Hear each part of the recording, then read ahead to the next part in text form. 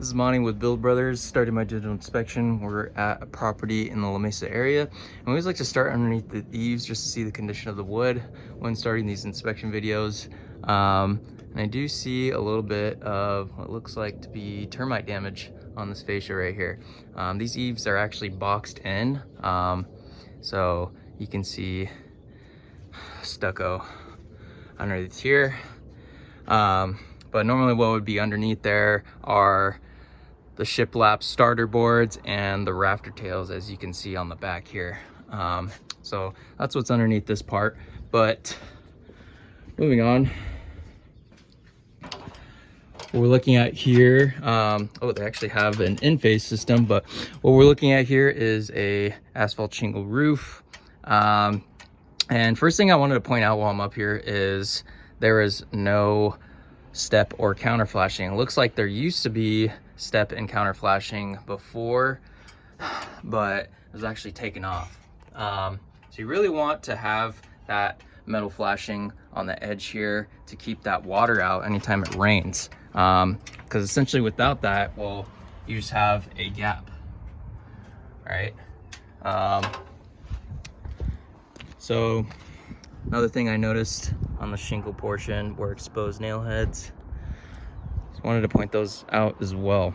But looking at this back flat section, what we have here looks like raw material and what's left of torch down. So you can see the remnants of it going up and underneath the shingles. And not sure what we have here. It almost looks like a smooth layer of what we use for torch down. There's a bunch of strips of it on the back here. It almost looks like a elastomeric coating has been used in the past to kind of patch this up. But this is very, very exposed. So yeah, this back portion is the most compromised area of this roof. I wouldn't be surprised if there were leaks. So yeah, what we want to do on this back portion is use a TPO material.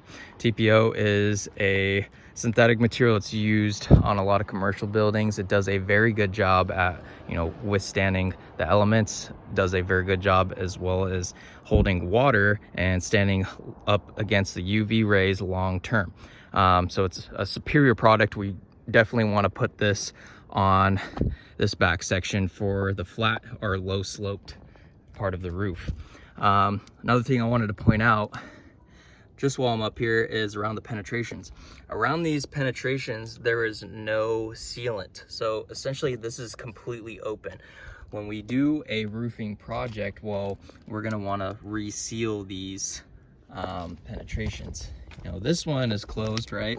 We have a little bit of a patchwork, but you never wanna see those parts open. Again, another example of this is this penetration.